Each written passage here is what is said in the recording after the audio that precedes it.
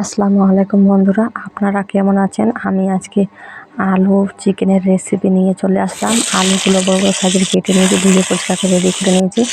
আলুগুলো তেলের মধ্যে ভেজে নিব। আলু দিলাম, লবণ দিলাম, হলুদ দিলাম, ভালো করে এটাকে এখন ভেজে নিব। হলুদ দিয়ে ভালো করে নাড়তে হবে আলুটা ভাজা করার জন্য।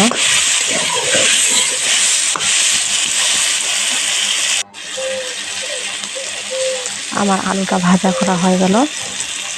আমি আলুটা বাটিতে করে তুলে নিব। এখন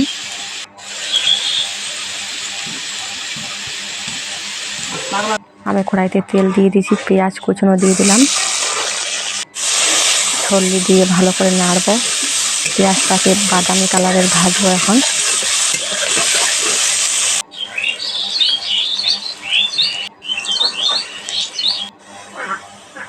আমি এখানে মশলা নিয়ে নিয়েছি, আদা বাটা, রসুন বাটা, জিরে বাটা, একসঙ্গে মশলাটা আমি শিল বাটায় বেটে নিয়েছি। দিয়ে দিলাম ওর মধ্যে 2 চামচ হলুদ, 2 চামচ লঙ্কার গুঁড়ো, 2 চামচ লবণ, পরিমাণ মতো দিয়ে দিলাম। আমি জল দিয়ে দিলাম, মশলাটাকে ভালো করে কষে নেব।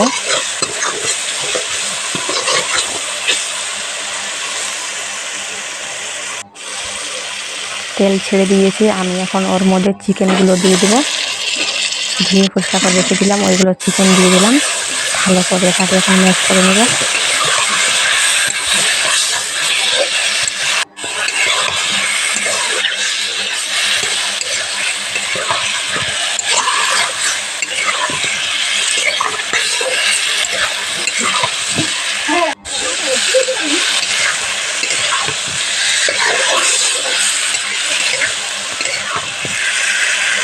আমার ম্যাশ করানো হয়ে গেল। আমি পরিমাণ মতো জল দিয়ে দিলাম কষানোর জন্য। ভালো করে এটাকে এখন আমি কষে নেব 10 মিনিট। চিকেনটাকে ভালো করে কষতে হবে।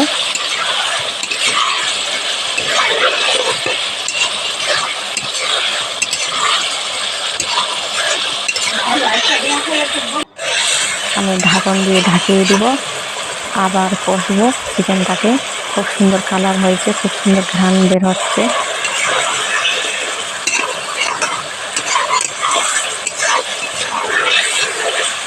আমি একটু হালকা জল দিয়ে দিব কষানোর জন্য।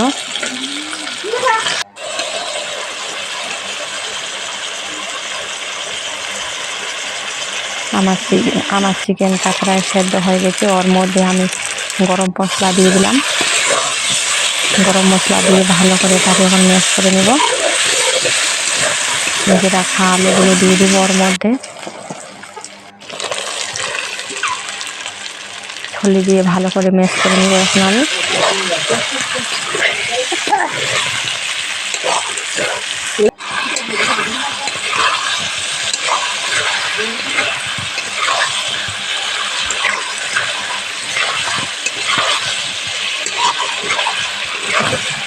আমার আলুটাও ভালো করে সেদ্ধ হয়ে যাচ্ছে। হালকা জল দিয়ে ভালো করে একটু সেদ্ধ করে নেব। সেদ্ধ হয়ে গেছে, আমি এখন ঝোলের জন্য জল দিয়ে দেব।